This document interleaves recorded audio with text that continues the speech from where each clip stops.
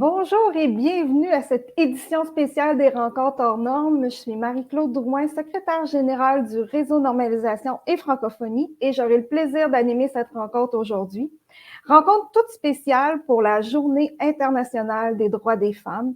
Alors, quoi de mieux que de vous présenter en grande première la toute nouvelle norme Égalité, diversité pour les manuels scolaires, une norme qui a été initiée par l'Organisation internationale de la francophonie, qui est le fier partenaire de cette rencontre hors normes aujourd'hui.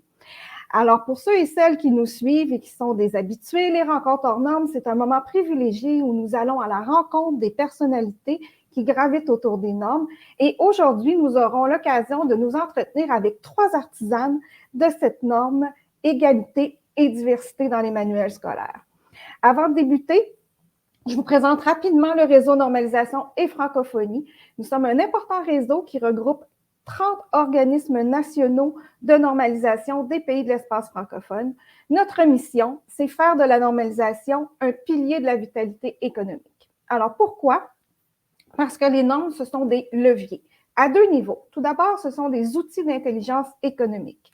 Outils d'intelligence économique parce que, comme ils recensent les meilleures pratiques, ce sont des outils de premier plan pour diffuser la connaissance sur les meilleures pratiques. Ce sont également des outils de diplomatie économique. Diplomatie économique, on dit qui fait la norme fait le marché. Alors, les pays qui portent leur voix dans l'élaboration des normes ont des avantages stratégiques de taille. Alors voilà, on est aujourd'hui en direct sur Facebook et sur LinkedIn et on sera aussi en différé sur nos différentes plateformes et médias sociaux. Alors, je tiens à saluer tous ceux et celles qui sont aujourd'hui à l'écoute. Je vous invite à nous écrire et à nous dire d'où vous venez, qui vous êtes et à nous poser vos questions. On sera là pour y répondre. Et voilà, sans plus tarder, allons-y dans le vif du sujet. La Journée internationale des droits des femmes. Avant de débuter avec la présentation de notre norme aujourd'hui qui est égalité et diversité dans les manuels scolaires, je pense que c'est important de prendre un moment pour citer encore quelques statistiques. Encore aujourd'hui, en 2023, puis je vais prendre mes notes, j'étais un peu sidérée quand ma collègue m'a donné ces statistiques-là pour préparer la rencontre. On dit encore aujourd'hui, en 2023, une fille sur 4 est privée d'école dans le monde. Pourtant, chaque petite fille qui va à l'école peut augmenter de 10 à 20 son revenu familial si elle est scolarisée. On dit aussi que chaque année supplémentaire diminue de 5 à 10 la mortalité infantile. Des récentes enquêtes menées dans 55 pays en développement ont encore aujourd'hui, en 2023, précisé que les filles qui sont en âge de fréquenter le premier cycle du secondaire sont encore moins susceptibles que les garçons d'être scolarisés. Et enfin, ça, c'est à se jeter par terre, près du 2/3 des 775 millions d'adultes analphabètes, le 2/3 sont encore aujourd'hui des filles et des femmes. Alors, on a encore du chemin à faire, on a notre pierre à apporter à l'édifice. Alors, c'est pour ça que au Réseau Normalisation et Francophonie, avec l'Organisation internationale de la francophonie, on a travaillé à mettre sur pied une toute nouvelle norme qui s'appelle la norme Égalité-Diversité dans les manuels scolaires. Alors, sans plus tarder, j'ai le grand plaisir aujourd'hui d'accueillir 3 artisanes de cette norme. Tout d'abord, Madeleine Okabalima, qui est la chef de l'unité Égalité des femmes et des hommes à l'OIF. Bonjour, Madame Okabalima. Bonjour, Madame Drouin, et bonjour aux participants à cette réunion hors norme.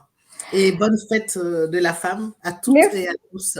Merci. Ici, ça fait tout juste, on commence tout juste ici au Québec, il est 7 heures du matin. Alors, merci, Madeleine.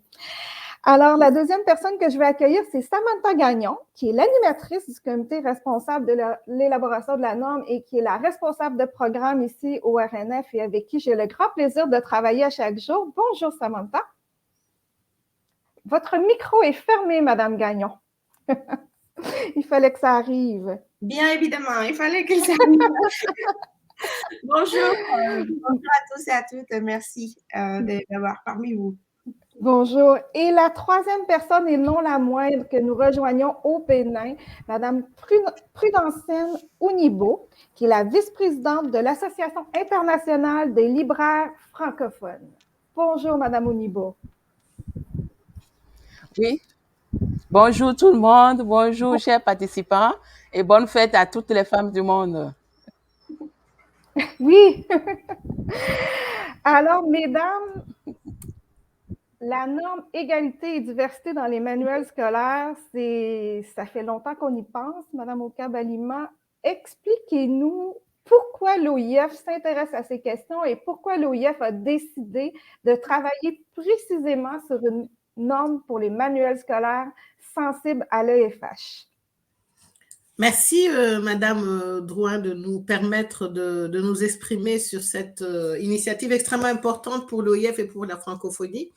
Il faut savoir que l'engagement en fait de la francophonie pour l'égalité femmes-hommes remonte à plusieurs décennies, mais elle s'est concrétisée de manière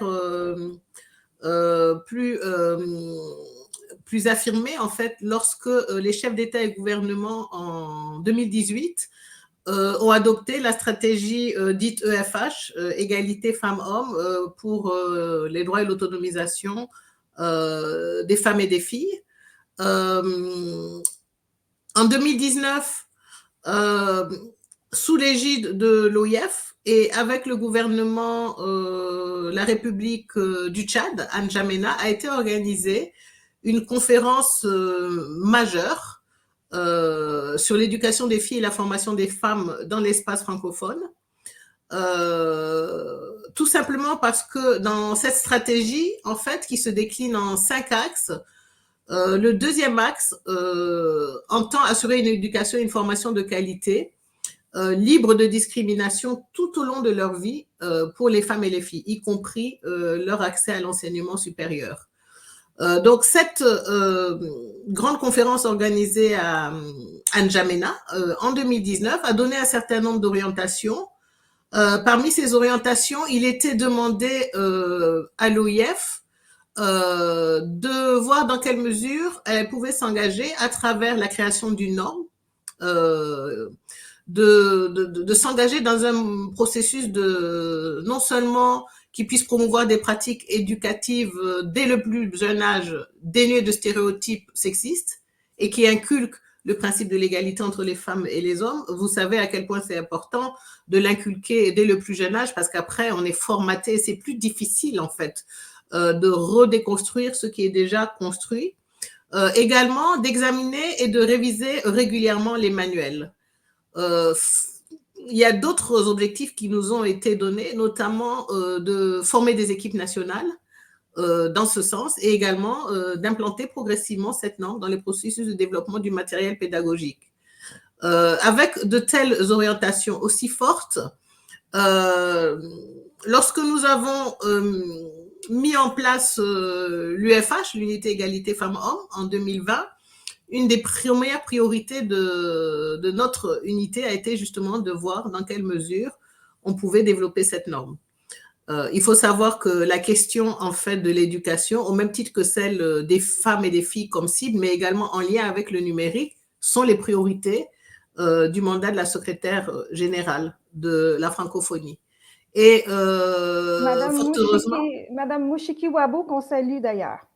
Oui. Elle est extrêmement impliquée sur ces questions-là. C'est vrai que nous avons d'autres domaines d'intervention dans nos stratégies. Je parle des droits et des violences. Je pense à la participation des femmes dans les sphères décisionnelles. Je pense également à l'autonomisation économique des femmes et l'institutionnalisation de l'égalité femmes-hommes. Mais nous avons placé la question de l'éducation et de l'autonomisation des femmes en lien le plus souvent avec la question du numérique, qui est un facteur facilitant, comme des priorités. Voilà. Donc, nous avons quasi naturellement mis en place un accord de partenariat avec le RNF, représenté ici à la fois par Marie-Claude et Samantha, qui avait cette expertise. Et l'étude de faisabilité que nous avons réalisée en 2021 a permis de confirmer en fait ce que nous savions, à savoir que le besoin existait, qu'il fallait commencer dès le plus jeune âge pour arriver à construire et voire déconstruire, qu'il était important de s'attacher à se doter de normes, mais également à réviser les stéréotypes sexistes dont certains étaient traduits dans les manuels d'enseignement. Et une autre confirmation que nous avons eue, c'est la capacité des organismes nationaux de normalisation à pouvoir piloter ce processus. Donc, toutes ces raisons, y compris des organes du Sud, qui constituent la grande majorité des membres de l'espace francophone. Donc, avec toutes ces confirmations, nous nous sommes engagés avec le RNF dans ce travail en fait, de mise en place d'une norme qui répondait parfaitement en fait, aux orientations qui nous étaient données à la fois par la stratégie et par la conférence, et qui répondait également aux engagements pris par le plus haut management de l'OIF. Voilà pourquoi nous sommes aujourd'hui présents dans ce dispositif. Et il y a quelque chose que je voulais souligner, c'est que, comme vous le savez, beaucoup de processus normatifs se réalisent en anglais. Oui. Et c'était une occasion qui nous était donnée aussi de piloter un processus francophone avec des discussions en français inclusif de nos pays membres. Voilà un petit peu, Madame Drouon, ce qui nous amène à être présents et bien présents et engagés dans ce processus. Très engagés, et c'est un très bon point que vous amenez là, Madeleine, parce qu'effectivement, quand on a fait l'étude de faisabilité, on a pu recenser qu'il n'y avait pas d'initiative encore dans le monde pour la rédaction de lignes directrices pour rédiger des manuels scolaires sensibles à l'EFH. Donc, on n'est pas peu fiers que ce soit l'OIF et la francophonie qui portent cette première initiative mondiale. Alors, comme vous l'avez souligné, le réseau normalisation et francophonie, on a été un assembleur de possibles dans ce projet et on a travaillé en étroite collaboration avec l'Association sénégalaise de normalisation et l'Association française de normalisation. Alors, je salue Mamadou, Daymaguette et Audrey qui ont mis la main à la pâte avec Samantha, qui est l'animatrice du groupe, pour élaborer cette norme-là. Et d'ailleurs, c'est ce qui m'amène à poser ma deuxième question à Samantha. Samantha, ce sera tout simple. Qu'est-ce que cette norme? Merci Marie-Claude. J'espère que la réponse va être si simple. Alors, justement, peut-être pour continuer dans l'ordre chronologique dont nous a présenté Madeleine, quand on était contacté par l'OIF, nous, on a commencé par faire une étude de faisabilité. C'est un état des lieux et on a voulu identifier toutes les choses qui étaient déjà faites pour ne pas doublonner les efforts déjà existants. On a identifié qu'il n'y avait pas un seul document qui donnait des lignes directrices pour toutes les personnes impliquées dans la chaîne du manuel scolaire. Justement parce que cette chaîne du manuel scolaire change d'un pays à un autre.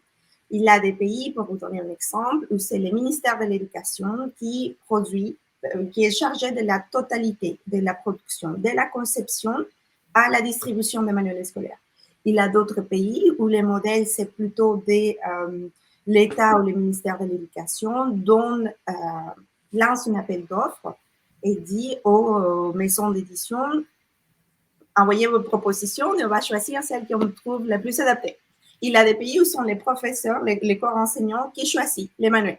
Alors, comment s'adapter à toutes ces diversités?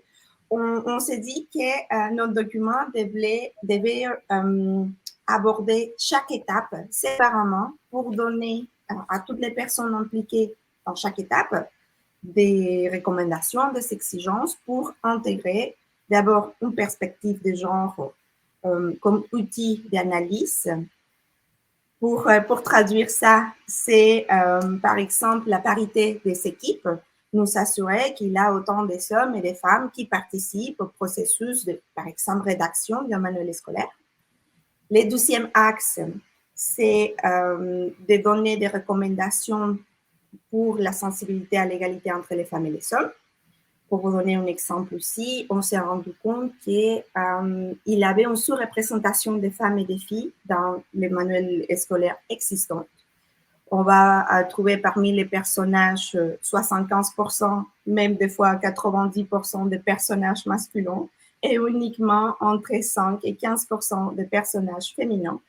Et évidemment, pour les petites filles, quand on parle de représentativité, on n'est pas des modèles à qui regarder. Et bon, c'était justement une des recommandations d'équilibrer les nombres de personnages féminins et masculins dans les manuels. Et notre troisième axe, c'est on se rend compte que pas tous les corps enseignants ont une formation en égalité entre les femmes et les hommes. Ah oui. Et Donc, justement, oui. Oui, vas-y. Et justement, notre troisième axe, c'est de nous assurer que dans les manuels, on donne aussi des instructions pour les corps enseignants pour ne pas transmettre des stéréotypes pendant les cours, de ne pas utiliser des exemples qui pourraient être sexistes. Alors, en récapitulant, la norme, justement, il donne des recommandations et des exigences pour toutes les personnes impliquées dans la chaîne du manuel scolaire sur ces trois axes. L'intégration d'une perspective d'égalité entre les femmes et les hommes, des recommandations sur la sensibilité à l'égalité et la diversité que je n'ai pas mentionné. Et en troisième, la sensibilisation. Excuse-moi, la troisième? La sensibilisation du corps enseignant. Oui, mais allons-y justement sur la diversité parce que moi aussi, j'apprends dans cette nouvelle norme-là. Vous appelez ça dans le titre de la norme l'intersectionnalité. Qu'est-ce que c'est? Oui, l'intersectionnalité. Ça a l'air compliqué, mais l'intersectionnalité est très simple. C'est un concept qui nous dit que les différents types de discrimination ou d'oppression qu'une personne puisse subir sont comme des couches qui s'ajoutent. Alors, ça ne veut pas dire le même d'être une personne âgée, de couleur, analphabète et femme, que d'être un homme blanc, jeune, éduqué. Parce qu'on fait face à des discriminations différentes dans toutes les sphères de notre vie.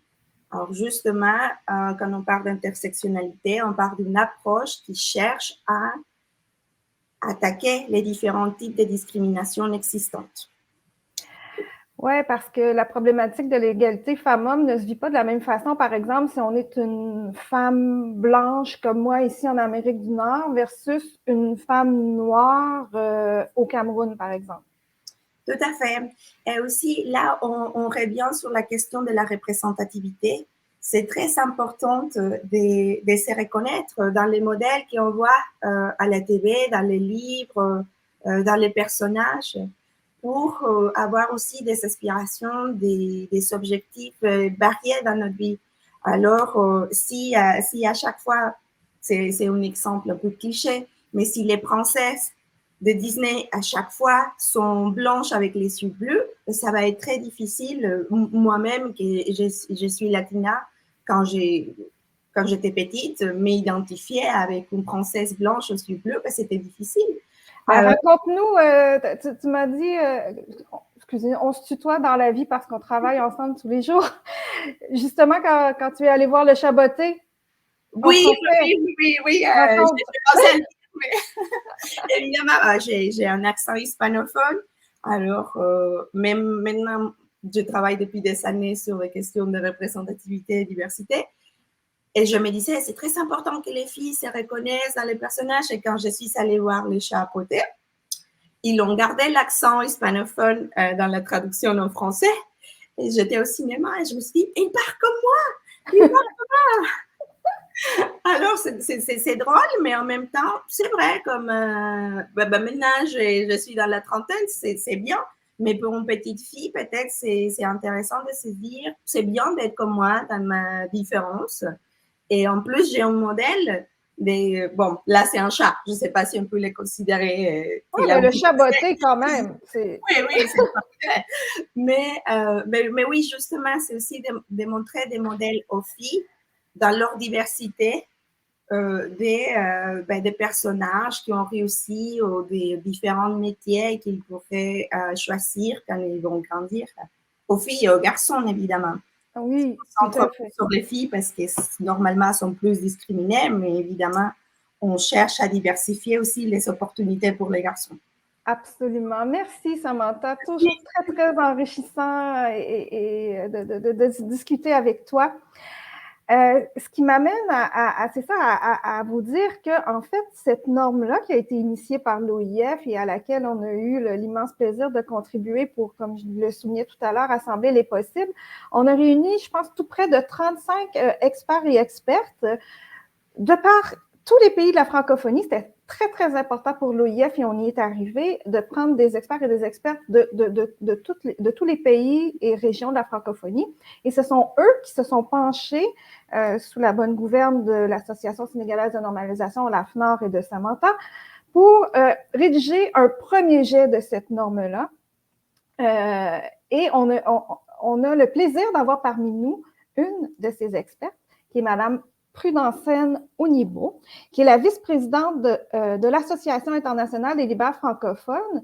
Donc, une actrice, elle représente les acteurs de la chaîne de production des manuels scolaires. Alors, ma question pour vous, Madame Onibo, c'est comment pensez-vous que les acteurs de la chaîne des manuels scolaires pourront s'approprier cette norme? En quoi est-ce que ça vous sera utile?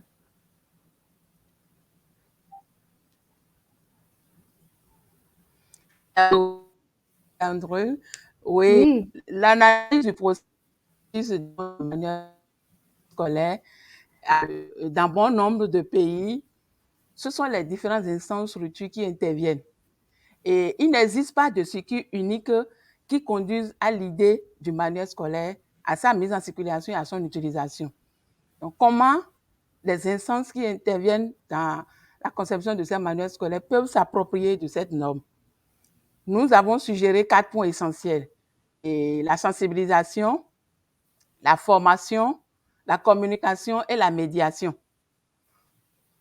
Pour la sensibilisation, il est conseillé d'abord que les instances ou structures soient associées à la chaîne du manuel scolaire de bout en bout. l'implication. Oui, il est souhaitable aussi de sensibiliser les bénéficiaires, c'est-à-dire les apprenants, les enseignants. La sensibilisation peut être faite par les instances de décision de chaque pays francophone ou même aussi par les membres du réseau normalisation francophone à travers ces webinaires que nous faisons. Étant donné que le manuel donne l'accès à toutes sortes d'informations et développe tant la capacité de lecture et d'écriture que l'esprit critique, l'autonomie et la créativité, il faut donc profiter de ce manuel pour informer les élèves et les enseignants de cette norme. Et cette sensibilisation à partir du manuel scolaire est opportune également car nous constatons que pour bon nombre d'élèves et leurs familles, le manuel scolaire est la seule source d'initiation à l'écriture dans les foyers où le livre est absent pour diverses Absolument. raisons. Aussi, Oui. attend que les enfants les plus démunis n'ont qu'un seul outil pédagogique que le manuel scolaire. Le livre du maître aussi, c'est une source d'information précieuse. Ainsi, une sensibilisation consiste à inclure le livre du maître que sur un Madame module sur le Onibo, genre, avec une partie spécifique. Oui, votre connexion Internet oui. est saccadée, alors on va devoir malheureusement écourter votre présentation. Est-ce qu'il y a un dernier point que vous voudriez ajouter avant de nous quitter?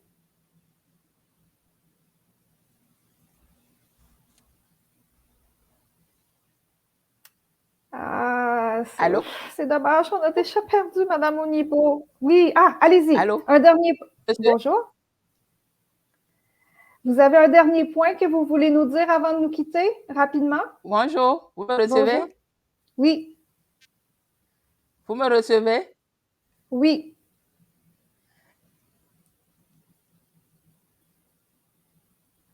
Vous me recevez? On va. Non, je suis désolée, on va devoir malheureusement couper, Madame Onibo.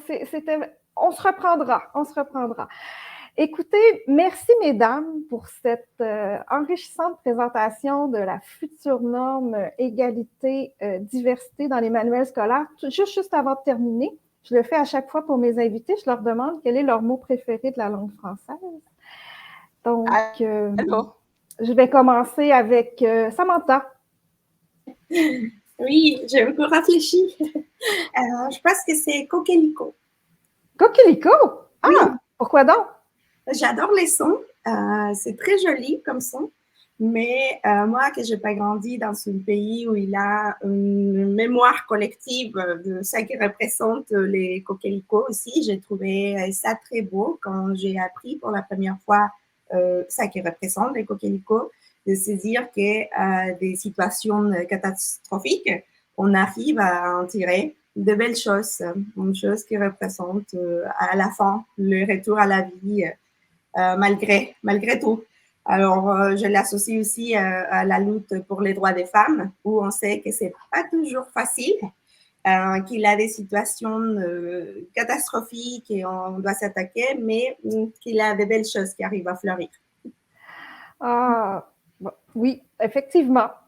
Excellent. Merci. Et Madame Oka, votre mot préféré de la langue française? Votre micro est coupé. La notion de diversité, mais c'est plutôt une expression diversité culturelle. C'est quelque chose qui me parle, voilà. C'est riche et inclusif et ça reconnaît et respecte un peu tout le monde. Et c'est quelque chose qui me parle, voilà, que j'aime bien. Alors, c'est pas que ça sonne à l'oreille, mais c'est plutôt tout ce que ça véhicule, voilà. Et ça vous représente bien dans vos valeurs pour vous côtoyer depuis maintenant 2 ans. Je peux témoigner que la diversité, c'est au cœur de votre action, Madame. Bien plus que ce que je côtoie depuis 2 ans. En fait, j'ai décidé d'œuvrer en fait dans les contextes internationaux, mais moi-même je suis caractérisée. Ce qui me caractérise aussi, c'est un peu les espaces traversés et les origines diverses qui m'ont appris à développer le sens de l'altérité. J'ai très souvent été l'autre en fait. Et j'ai trouvé que c'était quelque chose de très riche parce que ça développe aussi le respect, puisque l'autre, c'est nous-mêmes aussi. L'autre, c'est nous-mêmes, vous avez bien raison. Mesdames, merci beaucoup. C'est le temps de vous dire au revoir. Désolée, Madame Onibo, de ne pas pouvoir vous garder. Ce sont les aléas du numérique aujourd'hui. C'est fantastique le numérique, mais parfois, on doit faire avec les limites. Alors, mesdames, je vous souhaite une belle journée de la femme et puis à bientôt. Merci beaucoup et bonne journée des femmes à toutes et à tous aussi, les hommes aussi. Oui, merci. À tous et à toutes.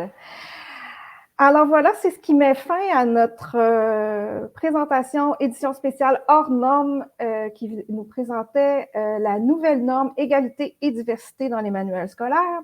Alors la bonne nouvelle, c'est que vous aussi, vous pouvez être acteur et actrice de changement.